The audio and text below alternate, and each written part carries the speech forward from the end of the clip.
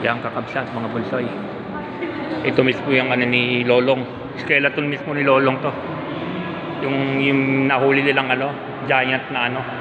Yung giant na buhaya sa Palawan. Yan oh, si Lolong mismo yan. Ito yung skeleton mismo ni Lolong. Actually, si Lolong talaga to, laki no. Skeleton ni Lolong to, kakabsat mga bunsoy. Laki no. Yan talaga yung nahuli nila sa Palawan. Yan o. Andito tayo sa National History Museum. National History Museum. Ito si Lolong, oh. Laki oh. Upload videos lang ah. Laki talaga. Ito yung mismo si Lolong, yung nahuli sa Palawan. Ito yung skeleton niya mismo. Yan. Upload videos lang kasi lalabas pa tayo. Yan, laki, di ba?